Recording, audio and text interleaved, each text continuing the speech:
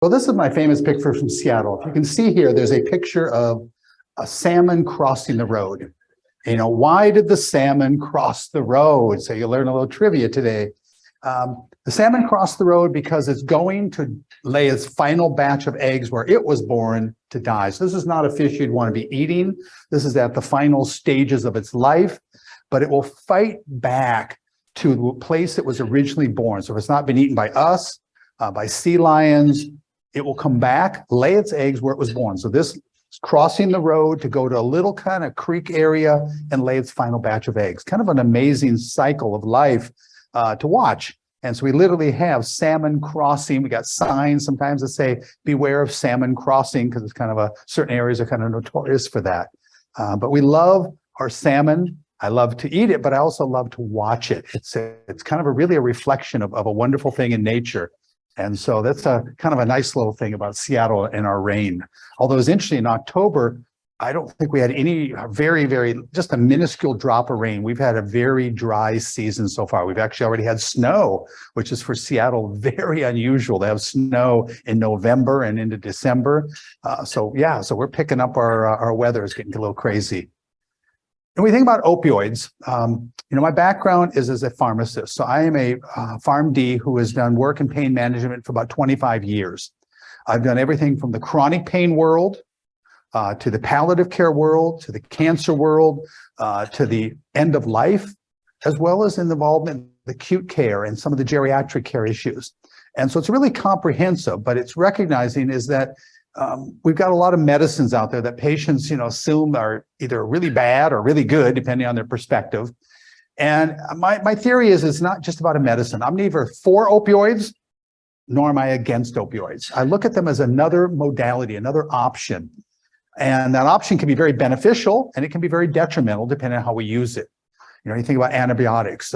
Antibiotics have wonderful opportunities for success, but we don't just throw them out at everybody because we know that create a lot of problems with resistance, side effects, and so forth. Same thing with opioids. We got to be careful. We don't just blanket the theory of opioids and put it on everybody thinking that's going to be the solution. But that actually kind of happened in the late 90s and early 2000s, is there was this mentality that said it's all about more opioids.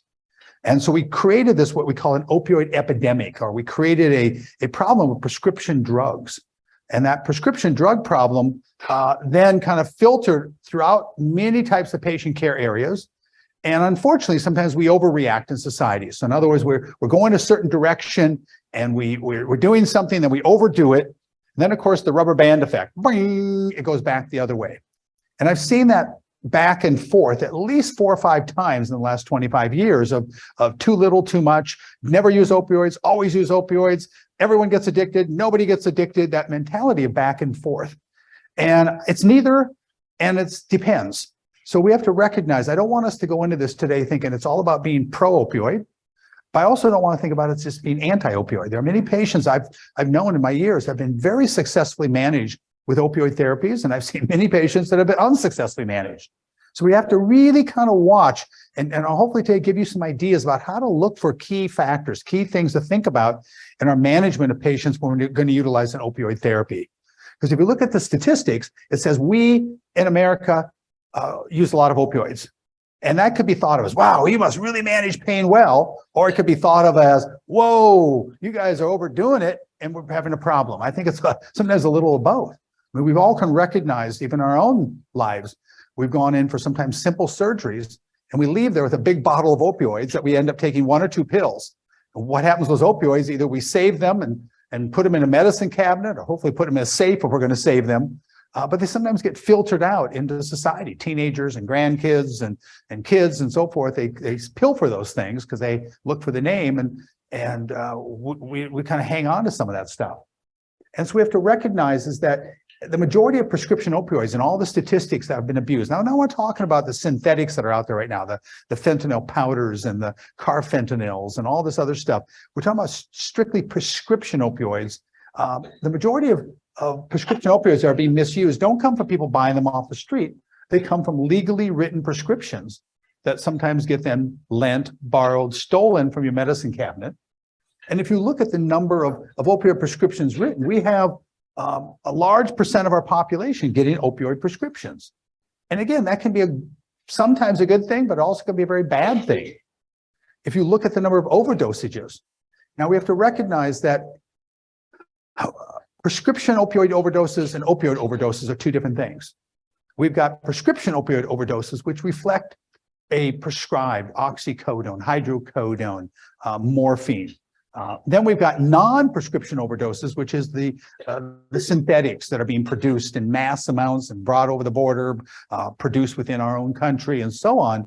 Those are becoming more problematic, the synthetics, because they're so much more potent. And, you know, people that start getting into synthetics, there's such a overwhelming buzz they get. A prescription opioid does nothing to them anymore. You know, the days where OxyContin was the big hit, yeah, it still has a big hit for some people, but the reality is most people are looking for the next big pop. But unfortunately, the next big pop often creates a next big wave of deaths because the more you're looking for that pop, that euphoric high, the greater the dose you have to use. And a lot of times you need a higher dose to get euphoria over time because you'll be able to tolerance that much quicker. Then you need to get that, if you will, your respiratory drive to accommodate it. So when people start escalating their dose very rapidly of a synthetic, that's when they overdose because you need more for the buzz, but your respiratory drive has not built up the tolerance to it yet, and you exceed that and you die. And that can also happen with prescription pain drugs too. So we always got to be aware of that, is recognizing that we have to think about it's not just synthetics, but we do have people that end up self-medicating with opioids or taken in combination with other drugs like benzodiazepines that we'll talk about a little bit today that create a greater risk. We've got metabolic interactions with cytochrome P450, the 3A4, 2D6, and so forth that we have to kind of take into account also. So if you look at a lot of these different statistics, I just want to make sure we're clear.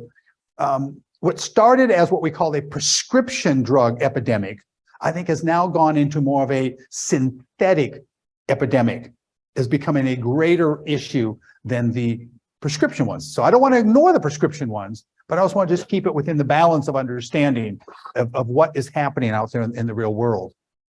Now, we've seen some improvements. The good news is that we've got a lot of education, a lot of laws, rules, guidelines, suggestions, mandates.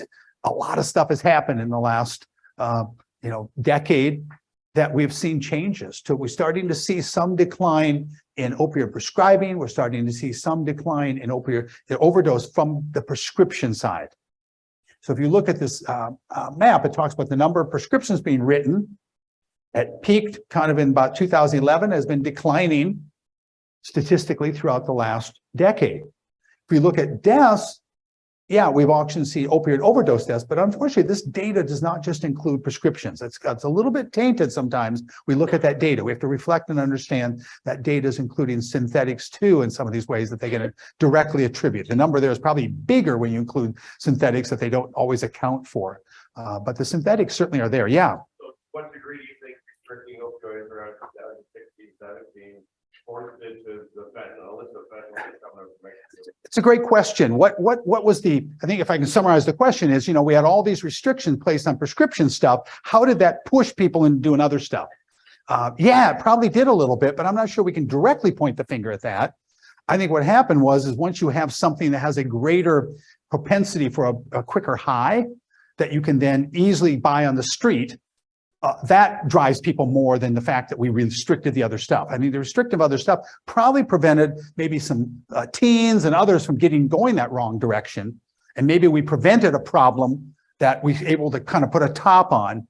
But unfortunately, the synthetics have just gone crazy. And the synthetics have gone crazy, which means we now have a society that is getting so hooked on these things. So they're so cheap to produce. There's such an underlying market for these things. You hear in the news all the time, we just found X number of thousands of pills of fentanyl. We just found, same up in Seattle. I think it's everywhere you look at. And so I don't think that we can directly attribute all of that to the fact that we restricted prescription stuff. I kind of separate them out. I think we got two problems. We have a clear problem with synthetics, but we also used to have a clear problem with overextension of use of opioids prescription-wise in ways that we probably shouldn't have. That created some people going down a wrong pathway. Not everyone, but some people. But I think there's that pathway that people, regardless of prescription stuff, we're going to go down anyway. And so I don't think it's a directly pointed there. I can't prove that statistics to you, but it's a great observation. Does that help? Yeah, you bet. So if you look at these numbers, we're saying, okay, we appear to see some improvements. So what's changed? Well, I think we've had increased awareness. I don't think it's a bad thing for us to say, and put your antenna up when you use opioids, or when you use benzodiazepines, because we may spare some lives. Absolutely, in the medical world, we should be doing that. I think that's absolutely important and crucial. And I think there needs to be education on both sides, risk and benefit. Sometimes I get discouraged because, again, I'm not pro-opioid, I'm not anti-opioid, I'm trying to be in the middle. But sometimes we lose track of the middle. The middle is, there's a benefit and there's a risk. If the benefit's way here and the risk is there for this patient, then absolutely is a good reason to potentially use that therapy. But if the benefit is low and the risk is really high, then we better be very, very careful. And I think that's wise for us to at least have our antenna up, because opioids have that risk, especially when combined with benzodiazepines or other CNS depressants. In just the prescription world itself, we can see problems. So I think that's been good. The education that we have to recognize is not just about an opioid. I remember years ago, I helped start up a pain clinic within our organization. And we had, it was a true multidisciplinary pain clinic. We had the physician, we had a nurse, we had a physical therapist, a psychologist, and myself, the pharmacist. And we would take on what we call the most difficult, challenging cases, the one that really the primary care was struggling with. And we would take on those cases as more of a consultant role. But you'd be surprised the number of people that came in, they saw this thing as one thing. I want to talk to that pharmacist and figure out how I can get more drug. By the time they left, though, they began to realize it's not just about an opioid. And we tried to educate them to say, hey, there's many non-pharmacological, non-opioid alternatives. There are things, physical therapy has huge benefit in the management of chronic conditions. But people, it takes work. Sometimes we live in a society that we just want something simple. Give me the pill, let me just sit on the couch, and that way I don't got to do anything. It's going to be okay, right? And unfortunately, we see that with other chronic diseases, COPD, diabetes. We got lots of pills and lots of things, but we also have to recognize there's lots of lifestyle changes that have to occur too in order to have the greatest benefit. And the same with chronic pain. If I just throw a medicine at the person, whether it's an opioid or non-opioid, and that's all we're doing, I think we fail the patient, because that's not the answer. And that includes end of life. End of life, we have to recognize that we can say, wow, they just need morphine and they'll die peacefully. Yeah, to a point, but they still have goals. They still want to maybe go on that last vacation, maybe still want to go on the walk on the beach. They want to have conversations with kids, grandkids, husband, wife, and so forth. And so that's important to recognize is if we overdo the opioid standpoint, we may often have people that are dysfunctional. In other words, you can have a pain score of 0 and everyone says, yay, success. But if they can barely open their eyes and chicken soup dribbling down their chin, is that success? No, because we've not created a good, what I would call sustainable, as well as a type of an outcome that we would all say, yeah, that's wonderful, because we all have goals. And those goals can be short-term or long-term, whether we're in end of life or whether we've got chronic pain that we're going to live for who knows how long, we still have goals. And I want to make sure we try to accomplish those goals for our patients.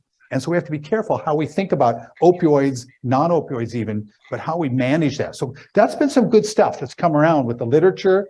And I'll discuss today a little bit about cannabinoids, because that's another issue that pops up sometimes about how do they add value or detract from value of pain management and so forth. So we got to keep our eyes on everything out there.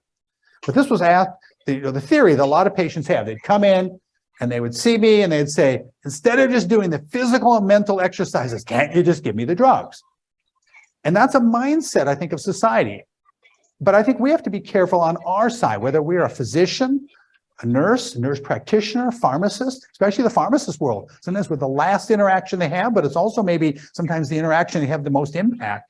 We got to be careful how we use that tool that we have called our voice and our ability to influence patients at that moment. And a lot of times I recommend pharmacists, when you're talking medications and pain management patients, make sure you drive home other points. That the medicine alone is not going to be your final answer.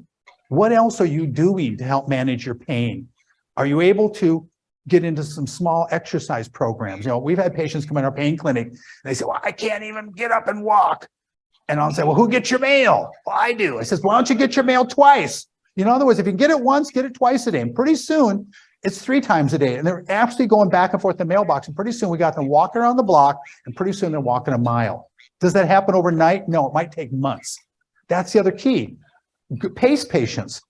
Give consistent messaging that's reasonable for that patient that they can achieve, so they don't just go, I could never do all that, and they just stop. And because they feel like they're failing. How do we encourage them? So I encourage the messages, whether the physician, the pharmacist, we work in concert, if you will, to say, hey, what is the key message we want to achieve here? And then let's support each other in that messaging. Because, you know, we don't want to be polar opposites of our messaging. I think it's important as we come together, patients begin to hear. I remember in our pain clinic, patients would leave after spending a day with us. We rotate the patient, go through each team member for about 30-minute interaction. Then we'd come together as a team without the patient, discuss it, and then come together with the patient, discuss. And the patients commonly, the thread of their comments always was, wow, I've heard this from so many people today, it must be true. The same message. And if we can give that same message consistently, boy, we'll have patients that will really begin to move forward. So that messaging needs to be clear and consistent across the entire spectrum of who they interact with. And then we begin to see patients change behaviors. And I think a key message has to be, while the medication may help you, it is not the final answer for all your problems. You need to be doing other things also to sustain. We get patients involved in volunteer work. We get patients, what we always ask, what would you be your functional goal? If you could get your pain better managed, what would you want to do? See, that's a different question than just say, what's your pain score? If you ask patients what's their pain score, it's always an 8, 9, or 10. Why? Because if you say anything less, what are you going to do? You're going to say, well, they're not going to give me enough medicine. I like to say, hey, tell me 2 or 3 things you would like to do if that pain was better managed. Well, I'd love to be able to go on a bike ride with my kids again. I would love to be able to go fishing. Remember, we had a guy who he had such bad neuropathy and pain in his hands, and he loved to fish. And he wanted to just get out and go fishing again. And then what you can tell if you're having success is, can you achieve that goal specific to them? Because they're going to be motivated to achieve that goal, regardless of pain scores. We kind of set pain scores a little bit aside. I think they're overrated, pain scores. There's value to them up to a point, but standalone pain scores don't give us the answer. We got to say, what are you able to do? What do you want to do? Is it meeting, the things you're able to do? Are you doing more of them? Are you getting to that goal or not? Because sometimes the pain med prevents them reaching their goal if they're over sedated. So you got to always be thinking that, how do we get to the goal? So if you look at the epidemic of opioid stuff, I've always asked this question. It says, hey, what about the cancer patients and the palliative care patients? Because all these rules and guidelines, I'll talk about some of them today, say cancer patients, palliative care patients, end of life, hospice patients are excluded. That's always says it in those guidelines. But I've noticed a funny thing is when it comes down to reality of implementing these things in organizations and in pharmacists understanding at the window and in physicians understanding in the room with the patient and so forth, is unfortunately sometimes that's forgotten. Because this fear is generated that opioids are always bad. And that we better be so careful. And yes, we should be careful. But there's also a series of patients that we should be saying, these are not applicable to. Well, this was an interesting study they looked at and said, hey, we recognize these things are not supposed to be we should be excluding these patients, these Medicare guidelines, and others say we should exclude patients from these rules and guidelines. And the guidelines, again, when I talk about the guidelines a little bit, a guideline is different than a law. A guideline is different than an official, if you will, formalized thing for something that we would have to do. So guidelines are meant to give us some room, but yet so many of these guidelines have been interpreted by insurance companies, by practitioners, by organizations, including our own, that unfortunately go further than what they're ever intended to do. And I like the most recent guidelines by the CDC. They actually spell out these are not meant to do that. So it'll be interesting to see how that changes the equation. But if you look at this survey, American Cancer Society did this a few years ago, and basically we're interviewing patients, cancer patients, survivors, serious illness, palliative care patients, and some chronic pain patients. And they began to show results showing that about 40% of cancer patients and survivors could not get an opioid because the pharmacist didn't have it in stock. And that's a real issue. But we also know sometimes it's not, quote unquote, in stock because they don't want to give it. And that's a big problem. We got to be careful there. And so a third of the patients said they're questioned by pharmacists why they needed an opioid. You know, this is again a cancer patient, a palliative patient, a hospice type patient, and yet they're being, you know, kind of run through the grill at the front window. We got to be careful on that, because that really opposes an approach. I remember we had a very sad scenario in our palliative care world about 6 months ago, maybe a little longer. And there's a patient had been on palliative care for a while, and their dose of the opioid was going up because their pain was increasing due to their nature of their cancer. Made perfect sense. This was not a patient who went from here to there. It went from here and slowly creeping up. Well, on one of the dose increases, they needed an additional prescription of the morphine. So they went to the pharmacy. And again, this isn't meant to throw knives in pharmacists or anything else, but these things happen. We have to recognize them. I'm a pharmacist myself, and it's sad when I see these. And the first words out of the pharmacist's mouth to the wife of the patient was, "This is a lethal dose." Yeah, thank you. Yes, that was my response. No! The family went, "Oh no, my doctor's trying to kill me." I mean, that's immediately what goes through their brain. Now, technically what they said is true. It is a lethal dose if someone who had never been on an opioid took it. But this patient has been stair-stepping up, and it is now a lethal dose for them. Wrong way to state that case. So it was the truth, but not the whole truth. It was nothing but the truth. You know what I'm saying? We got to make sure we give the big picture here and careful in how we frame things to patients. And whether we're a pharmacist, a physician, a nurse practitioner, we all want to make sure we frame it properly so the patient understands and will take the medicine when needed. It's just as important to comply with an appropriate dose as it is to make sure they're not over-complying with other doses. But to say that's a lethal dose, yikes, that's scary. So these things happen, real world stuff. And so a third of the patients said their insurer would not cover the opioid prescription. Other barriers. Pharmacy, I don't disagree with single pharmacy for chronic pain patients. For palliative care, it's sometimes a little difficult because sometimes we're using doses and medications that many pharmacies may not stock that quantity of. So sometimes we have specialized pharmacies that we utilize in certain palliative care scenarios. And so if you look at these statistics, it says, you know, the physician told them pain treatment options were limited by laws, guidelines, or insurance coverage. You got to be careful there, because what happens is sometimes we want an out. And so we take the easy way out and say, well, yeah, the guideline says I can't do it. My insurance, the employer I work for says I can't prescribe. The laws, there's no law that says as a physician, you cannot. It says you must carefully assess and document and make your decisions with justification. But there's nothing that says you have to limit to a certain opioid dose. Those are arbitrary numbers that were produced over the years. Years ago, when these first guidelines came out, it came from my state, Washington. And you know, they came up with the number of morphine equivalents for maximum dose of 120. That was the original number.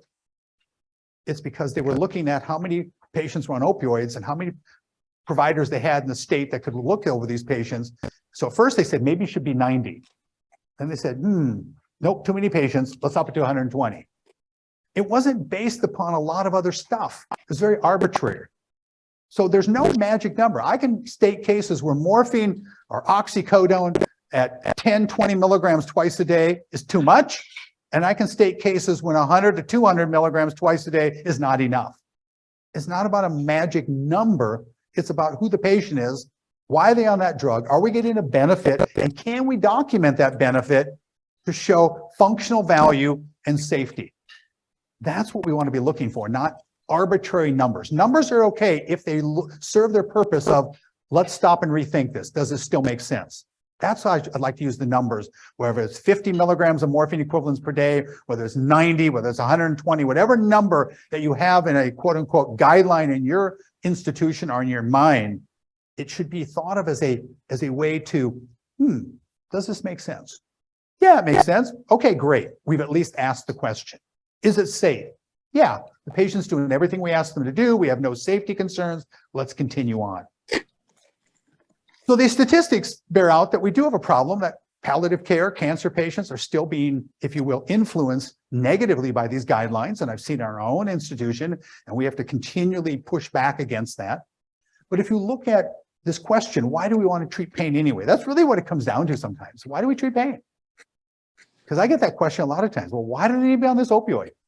They're just going to get addicted, you know, that type of thinking. Well, we treat pain because there's a palliative, compassionate point of view that we all went into healthcare with. We went in because we care. Now, care can be thought of as many ways. Care is also safety. Do we care enough to keep the person safe? But also, do we care enough to manage the symptom in a safe way? That's probably the better way to frame that. So can we improve the care of patients? Yeah. Studies statistically have shown over the years that if we manage pain well, I'm not just talking about opioids, throwing opioids at patients, there's a variety of approaches, non-pharmacological, pharmacological, opioids, sometimes excluded opioids and so on. But if we manage pain well, guess what? Patients do better, they heal better, they have less psychological morbidity, they have less problems, there's less suicide. I mean, when we look at the number of patients in end-of-life care especially, but also chronic pain, who either take their life or go with a what's called in our state death with dignity, it's because they're not getting their symptom managed. It's easier sometimes for providers. I say that loosely, but it's sad to watch is, yeah, it's easier just to give them this dose of a lethal med than it is to walk the walk, talk the talk, and manage the pain. That's tough. There are some patients, it's exquisitely difficult to manage their pain. We acknowledge that. But it doesn't mean we give up. It means we become a MacGyver and we try to figure out a better way, a different method, try things that make sense, that go outside the typical mentality and modalities that we've tried and go forward. And we found that in the vast majority of patients, we can get a good handle on it. And even if we can't, we're not talking about getting pain scores to 0. Statistics have borne out. If you get pain to 4 or less, people are sleeping, they are functioning, and it does not typically affect their life that much. So we're not aiming for pain scores of 0. Oh, boy, when you get it to 0, therefore we're a failure. No. But if we've got a pain score of 10 or 9 or 8, and we can reduce that in half, I ask patients the question, we get your pain cut in half, would that be satisfying to you? They go, absolutely, hands down, yes. Unfortunately, many patients, we get it to that level, what do they say? Oh, I know we're there, but I'd kind of like some more. Okay, we can work on that, but let's talk about what we did already. We really ratcheted down because pain scores of 7, 8, or 9 and 10 are often associated with patients not sleeping, not functioning, not being able to enjoy activities. Life sucks. And when that happens, pain gets worse. So we want to treat pain because there's compassion. We can improve the care, but I think there's this moral imperative. I believe in my heart of hearts, whether it's a hospice patient or chronic pain patient, we owe it to them to try our best, to do what we can. Because I'll tell you, they are real human beings and they are living that pain moment by moment, inch by inch, day by day. And if we've never had chronic pain, it's hard for us to empathize and understand that. But I tell you, when we have that, we start to then have an empathy. And then we can start to really say, what can we do? And some of those things include opioids and some do not. Because we don't manage pain well, we affect functioning, psychological issues, societal and social issues for patients. Yeah, these are big deals. We have a lot of things that pain affects, and it affects families. And it just really can wreak havoc on society also. I mentioned earlier about benzos. I'm just going to briefly kind of segue into that a little bit, is recognizing that often when patients are put on opioids, there's sometimes a dual or triad of things that are done. Muscle relaxants, opioids, sleeper meds, and so on are kind of given as a general package deal for some patients. And we have to be careful there because benzos have been associated with prescription opioid overdoses. And we have to recognize that benzos make things more risky and dangerous for patients. And if you look at the percentages, some people say it's maybe 30%, some say it's even higher than that, up to 80% involves some level of a benzo. And that includes also Z drugs. So we have to be careful that the Z drug for sleeper aids, they still have a connection with a overdose risk with opioids.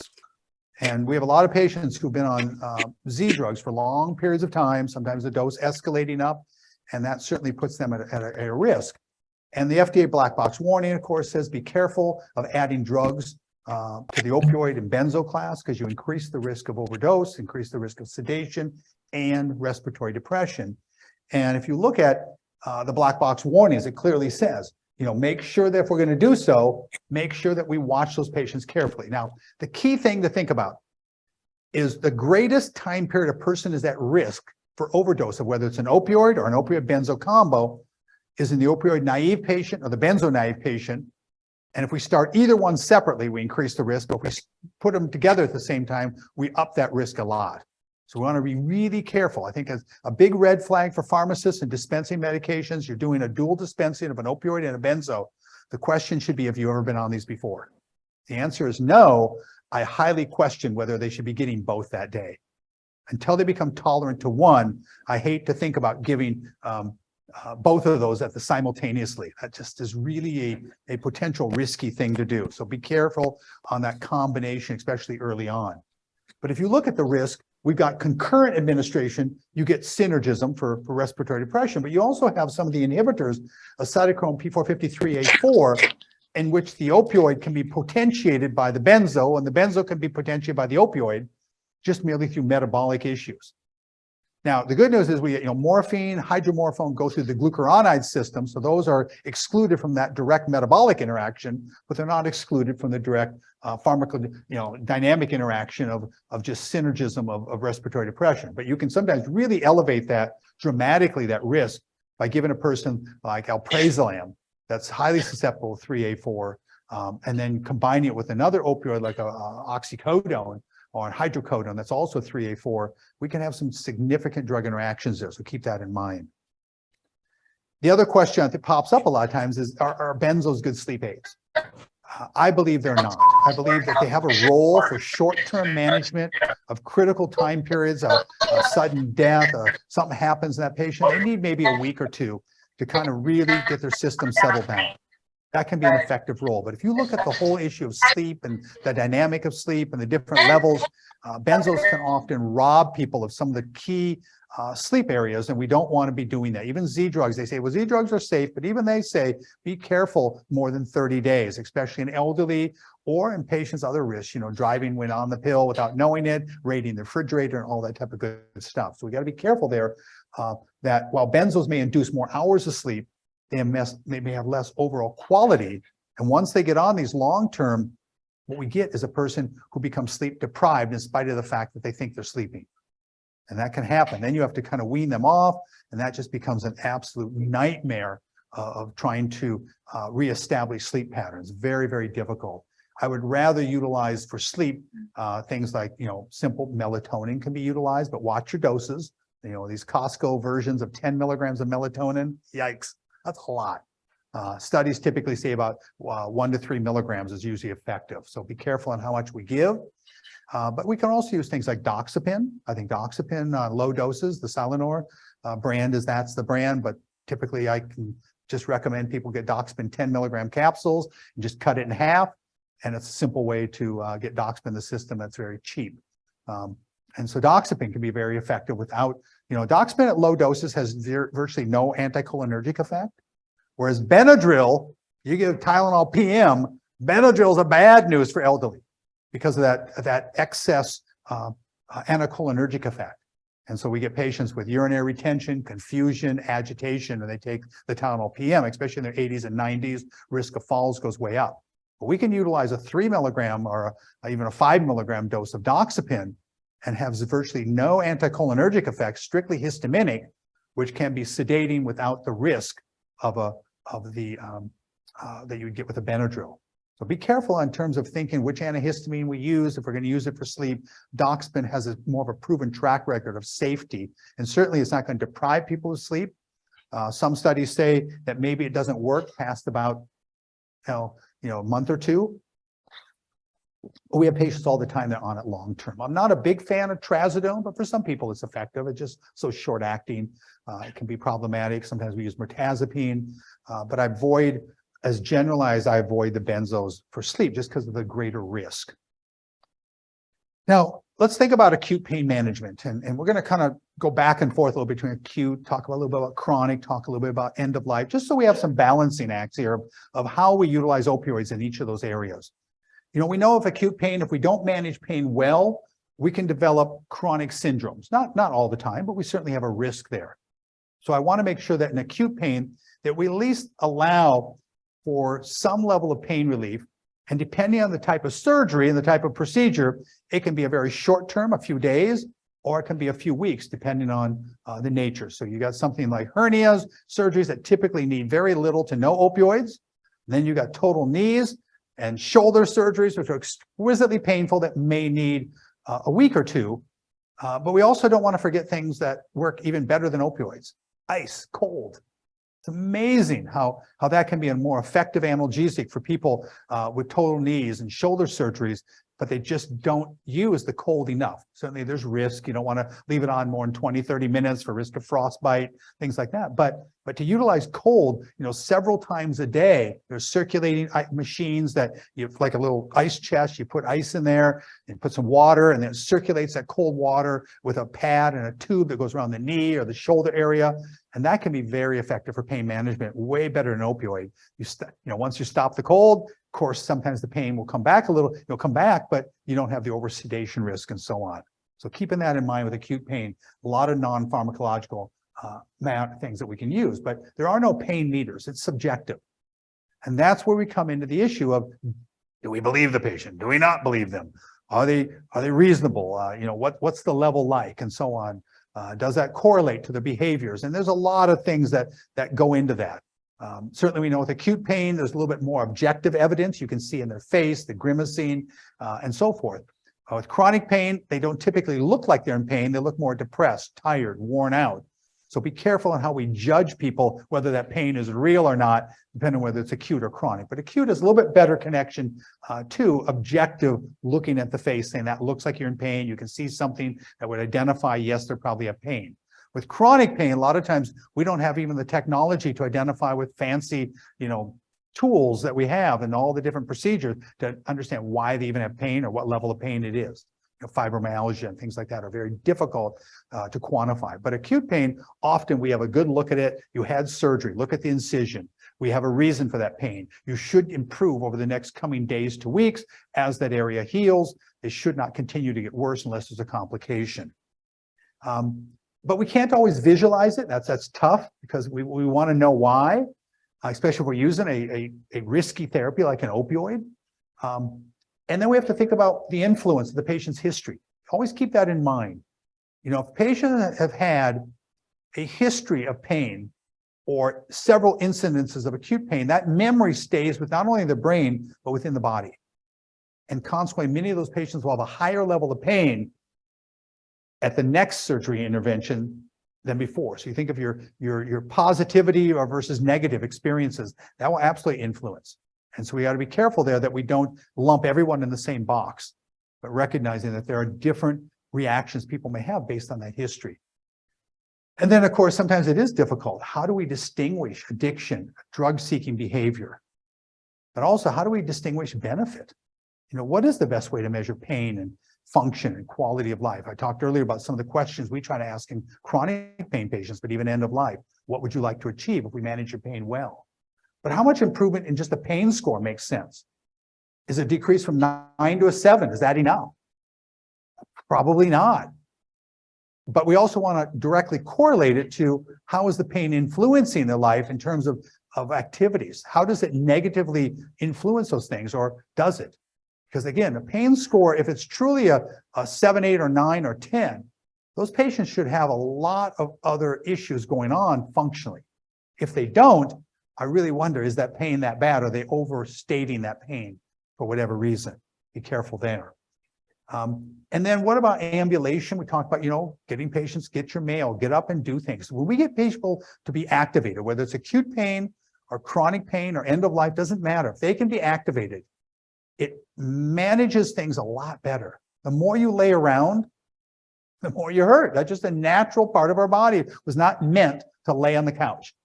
We were meant to be up and about, walking around. Sedentary creates more low back issues and more hip issues and shoulder issues. And we do this and we walk around like this all during the day. And that creates a lot of strain and stress on the body, of course, creates more pain. So we want to get patients activated whenever possible. But we also have to think about, in palliative care and end of life, how should we relate to those patients? And I believe we should relate in the same way, but modifying it a little bit. We still want to achieve their goals, but often will be more aggressive with pain management medications just because the nature of their pain due to their disease is progressing like this. Most chronic pain patients don't have a disease that's going like this. They have a lifestyle maybe that's doing this, and that creates a lot of pain problems. But often their disease progression is fairly stable with a slight trajectory up or down. So we have to recognize there's a different trajectory of why they would have more pain.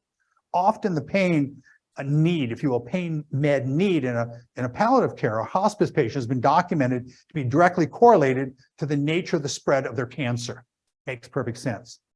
In the chronic pain patients, often the need for a greater dose is more correlated to fear, over focus on their pain, not using other techniques other than the opioid, lack of a connection to what the appropriate outcome is. In other words, instead of looking at functional improvement, they're looking at how they feel. I don't feel the same way, because that euphoria can be a very positive thing for some people. At least in the brain, they think it's positive. I don't look at it as positive in the sense because to keep euphoria going, you got to keep escalating that dose. If that's what you're focusing on, I'm focusing on, I need more pain pill because I don't feel the same way. I want to ask, are you functioning the same way? It's about functioning, not about feelings. If it's all about feeling, you get a patient, they come in, they just say, well, med just doesn't seem to be working. I always say, tell me why you think that. Let them talk. And then you start to isolate those who say, yeah, it's all about functioning. They're not able to do what they once used to do. Okay, that could be a slight level of tolerance happening. But tolerance is a slow process to analgesia. But if they start talking about how it feels, that, unfortunately, tolerance builds up very rapidly to the feelings. And therefore, giving more drug to placate the feeling is not a good decision, because then you can overshoot and lead to a person with an overdose because the respiratory drive has not built up tolerance. But it also doesn't solve the pain problem because they're not functioning. Just giving more drug doesn't make people necessarily function better. We want to connect it always to functioning, whether it's acute pain, chronic pain, or end of life. You know, everyone's pain stinks. Let's just be real here. You know, we all have pain at times and it's no fun. I get that. But we also have to recognize is that the pain itself is part of the problem, but the functioning is the other part. What is the outcome from that pain that has created a problem? The problem often is I don't function well. When I have patients that clearly can tell me they're not functioning well, I'm much more amenable to thinking drug therapies or non-drug in some cases than I am in a person who cannot talk about that functioning well. Because I've noticed that pattern. People that don't focus on functioning, they really are stuck. And it could be something they just need help with. It could be something that they've gotten waylaid in their goals for therapy, and now they're just so focused on just getting through the day and getting up out of bed and with a feeling type approach. I want to make sure patients are truly focused on, are they able to do more functionally within reason? You know, a lot of patients, fibromyalgia, we can't expect them to do a ton, but we can try to get them to do little bits increasing over time, and that often can really increase, if you will, their functionality. It's a slow but steady course. But same thing with arthritis and so on. So looking at how we measure functioning, I think, is very important. And I think even end of life, I ask patients, you know, what are your goals? What would you like to achieve? You know, in the state of Washington several years ago, they came up with this kind of at least a two-prong approach. It wasn't just about pain scores, but also about how much has pain interfered with your functioning. And I think this is reasonable if you're going to use something quick, this is probably reasonable. It's not the best, but it is reasonable to use. Connect always a pain score with something around functioning, whatever you do. So this is the most simple way to do it. How much does pain interfere with your daily activities? And the goal being is we want at least a couple point reduction in both. If we're only seeing pain scores, if we're seeing one or the other only go down, that doesn't necessarily show us a value point. We want to make sure both the function's improving along with their pain. In terms of overprescribing opioids, why? I think there's a lot of reasons. I think we have sometimes there's been a lack of training, although I believe training, we've seen an escalation in that training, which is good. But we've also seen sometimes, if you will, over-focus by families or sometimes providers can be not want to confront. And I've had providers tell me before, says, well, I just don't know how we can get this patient to comply. I'm like, really? Does your pen move itself?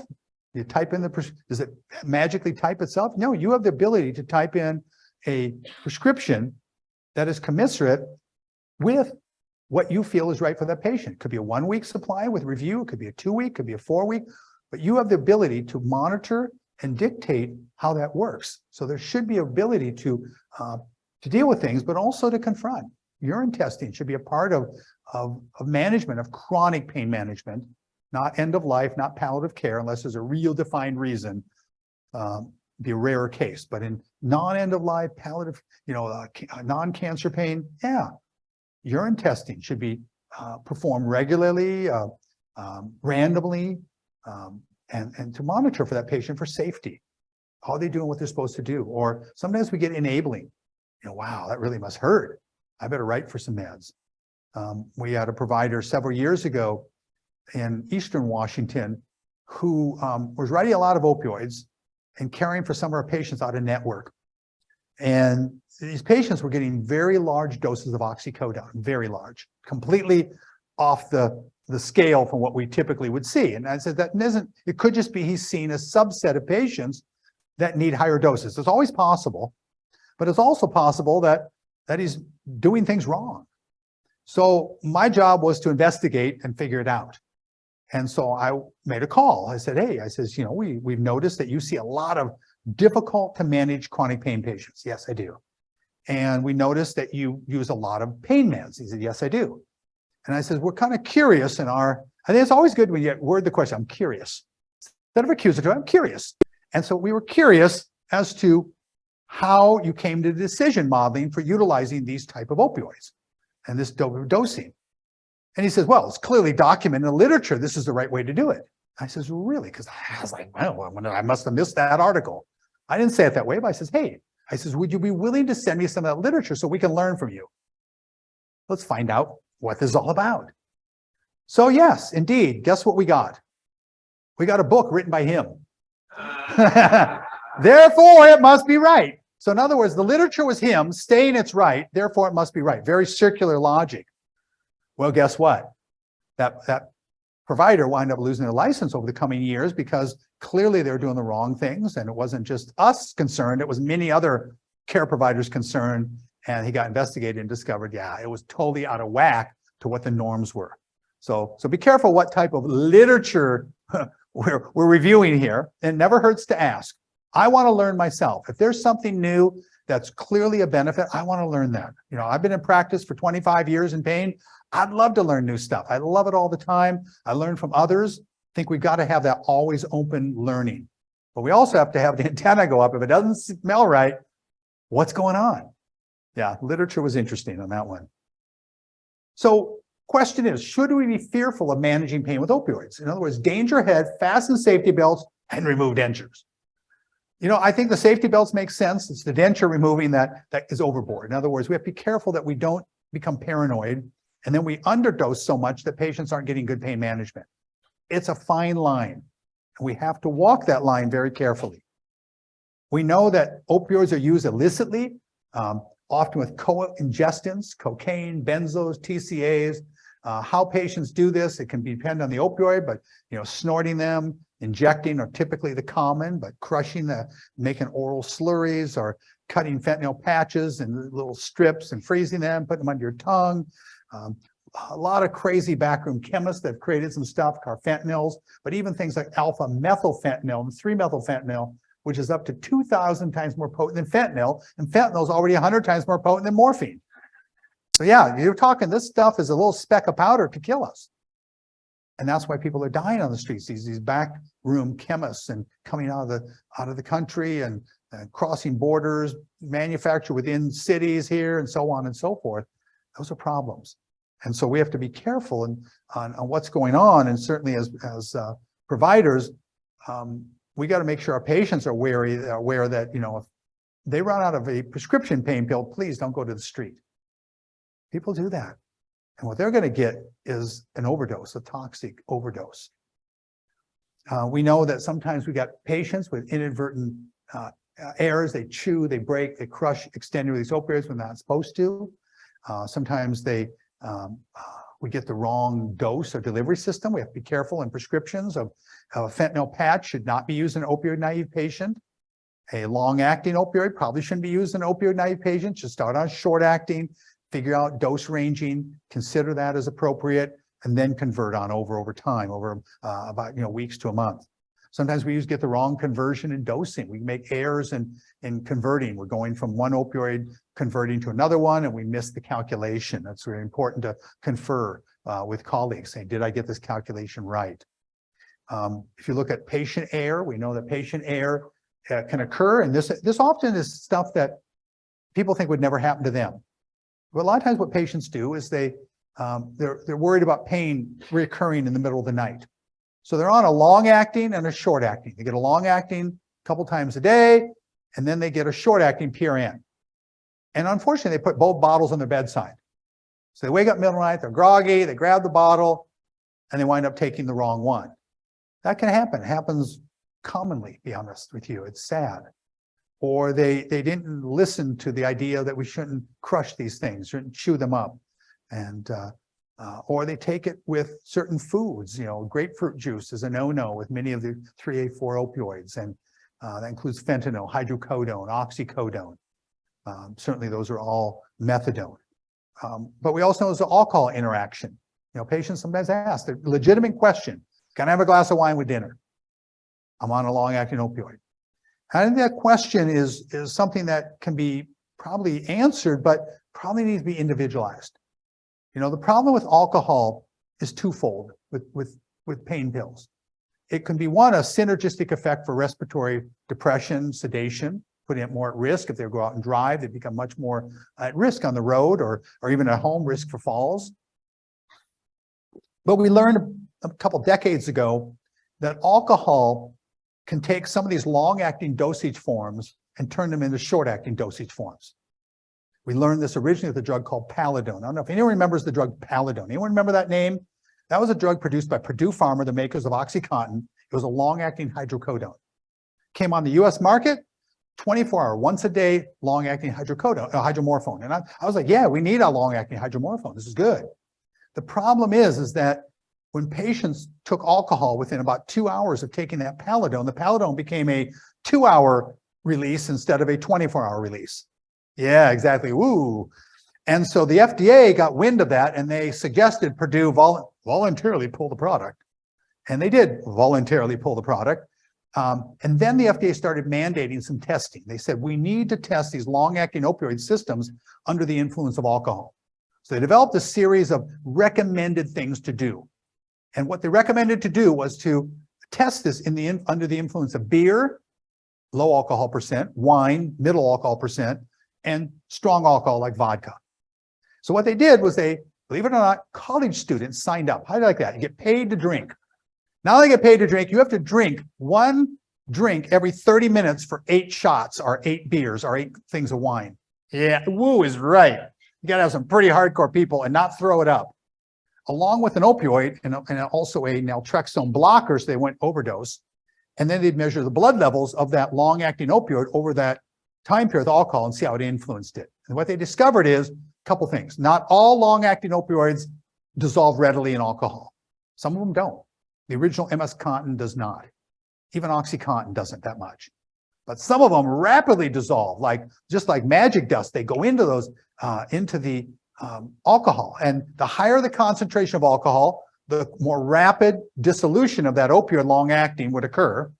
So in other words, some of them would be like in 30 minutes, some an hour or two. And the closer the alcohol was to the time of administration of that long-acting, so in other words, alcohol in stomach with pill in stomach at the same time has a greater influence. So what they concluded out of that was, number one is tell patients don't drink alcohol is the big safety thing. No alcohol whatsoever. In general, it's probably a good point. But there are patients, end of life, palliative, they just want a glass of wine with dinner. What do you do? Well, what we tell them is 1 glass is okay, as long as you're not going to go out driving, as long as you're not going to go out doing stuff. You don't need to function, but not within 2 hours of taking that long acting. So the window has to be, if alcohol is at 6 p.m., Any morphine, long-acting, oxycodone, any drug, even though the studies didn't show it all dissolved rapidly, we just lumped it all together and said, after 4 p.m. is a no-no, and it can't be till after 8 p.m. So in other words, we leave a 2-hour window from the time of alcohol on both sides. So 4-hour gap. If they're willing to do that, 1 glass of wine, 1 beer was fine. I'd still say no hard liquor, because the hard liquor had the highest risk of rapid dissolution. So again, does that leave us in liability risk? So always anything does. Anything we tell patients leaves them at liability risk. But we have to then balance that out with sometimes what would be realistic for a patient. We explain to them that it's not risk-free, but the risk is low, and we could accept that as a possibility. But for patients who are on chronic administration of opioids, we prefer not to. We just tell them no drinking, because typically they're more mobile, they're out there driving, they're working typically relative to patients with end of life are not typically at jobs and working. Typically, there can be some of them. We have some patients work almost up to the day of death. They just have to earn that money for their family. We get that. So we kind of look at it patient by patient case. How reliable are they? And then it might make sense what type of disease state trajectory they're on and so on. So it's not a blanket decision, but we have to recognize alcohol can influence things. Just wanted to explain this. You understand the rationale behind alcohol. Some people also ask me a question, not on here, but can I drive when on opioids? Only one study I've ever been able to find that looked at the influence of opioids on driving. And it was a study that was done at least 20, 25 years ago. And basically what it did, looked at patients with cancer, and they were on long-acting only, no short-acting, and no other CNS depressants.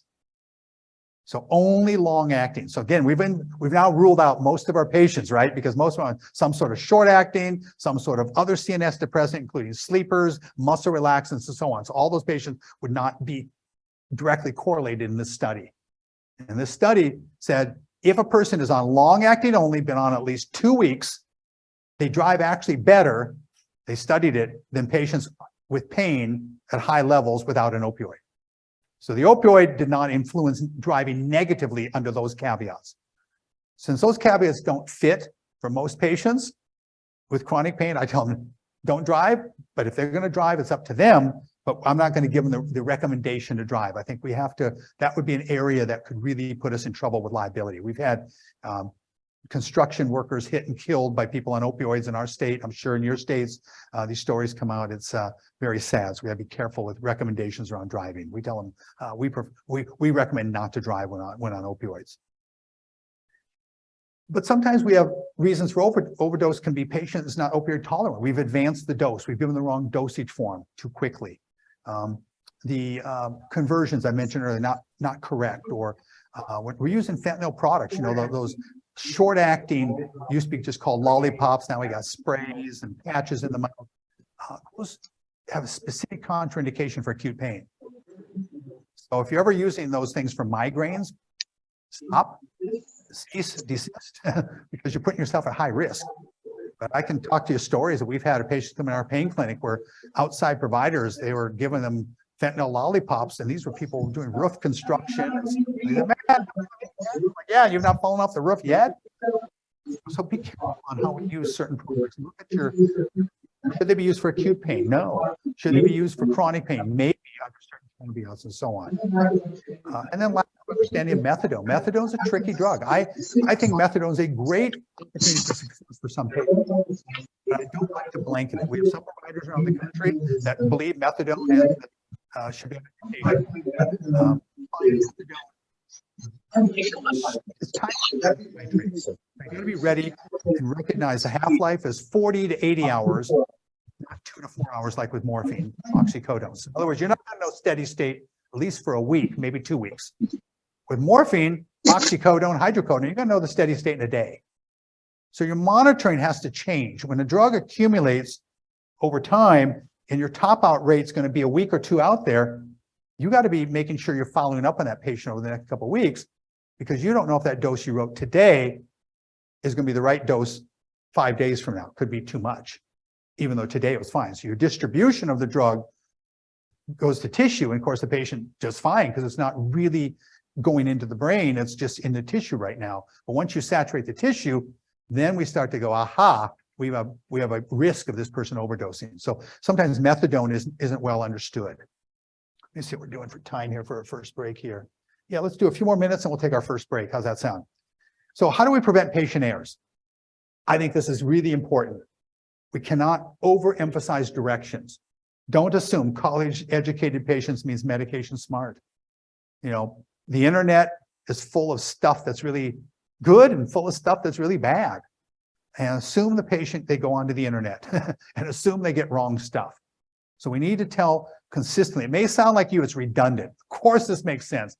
They probably heard it 100 times. I don't care if they've heard it 1,000 times. Maybe the one time you tell them is the time they listen. Just because they've had it said to them doesn't mean that it's correct. You know, we have to recognize is that all of us assimilate information and we hear a lot of stuff. And even right now, a lot of it's going in one ear and out the other because you're somewhere else. And that's okay, because I'm somewhere else sometimes. Even when I'm speaking, that's scary. But the reality is that in the same way with our patients, they're hearing this over and over.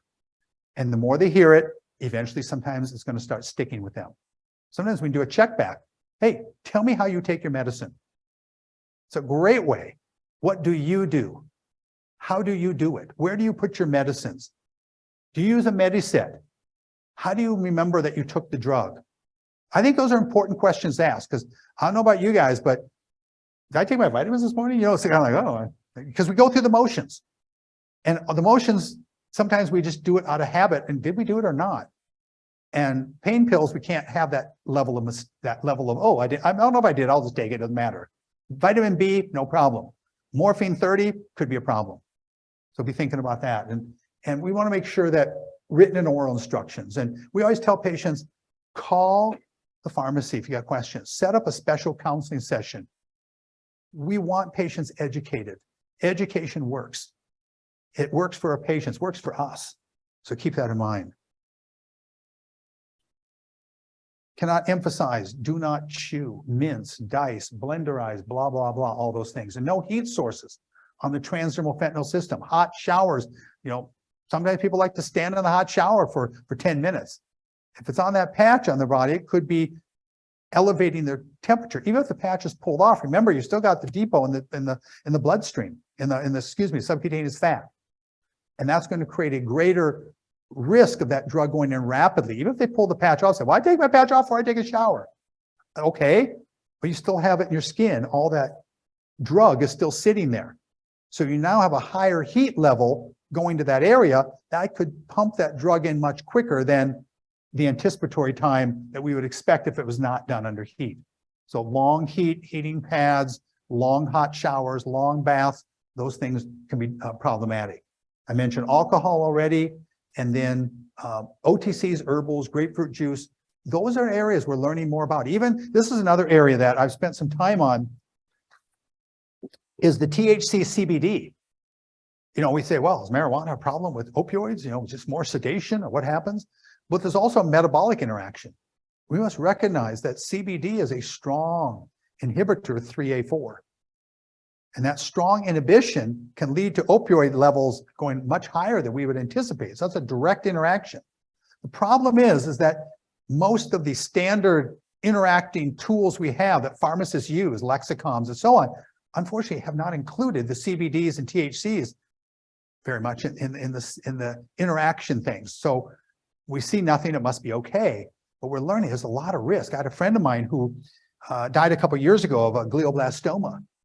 And he asked me, he says, Greg, should I get some purified CBD to see if it helps my tumor? Because there's some evidence that CBD could help tumors.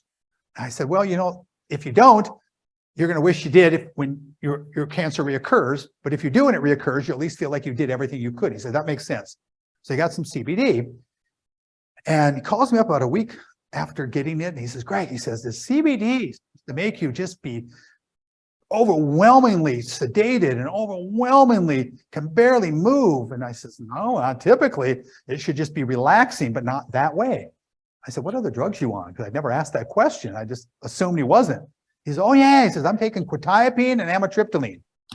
I said, what doses? And he was taking pretty high doses of both. What had happened was both those drugs were being synergistically elevated because of the metabolic interaction. I said, you need to stop that for about 2 or 3 days and then restart at a half dose. But check with your doctor, just make sure they're aware you're doing that, but let them know that there's a direct interaction you're having. Boy, that really opened my eyes to say, this is a risk that I think we're not heightened in our awareness of. And I think we need to be heightened in that awareness. I'll talk about CBD towards the end of this, but just recognize that's we call it we list it as an herbal. It is an herbal, but it's a medicine too. There's a lot of things about marijuana we're learning. It's a medicine. It's not just an herbal. And some of these other herbals have direct interactions with some of the meds that these patients are on. So let's go, before we get into naloxone, let's go ahead and see if there's any questions first. We'll take a little break. Anything from the Zoom people? I don't see any chat going on. If there's any chat, let me know. Any questions in the room? Yes, question.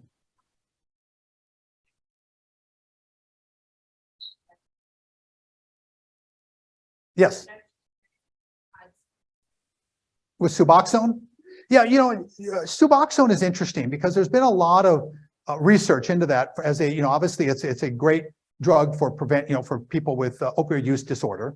It's kind of replacing a lot of the methadone stuff for various reasons. It's an antagonist agonist type drug, so it's kind of a little bit tricky. It's a very high binder at the mu opioid receptor, so it's a very high antagonist, tightly bound at the mu opioid receptor. So when you utilize that drug, it can absolutely manage pain. It's more of a moderate type of pain med, not a strong.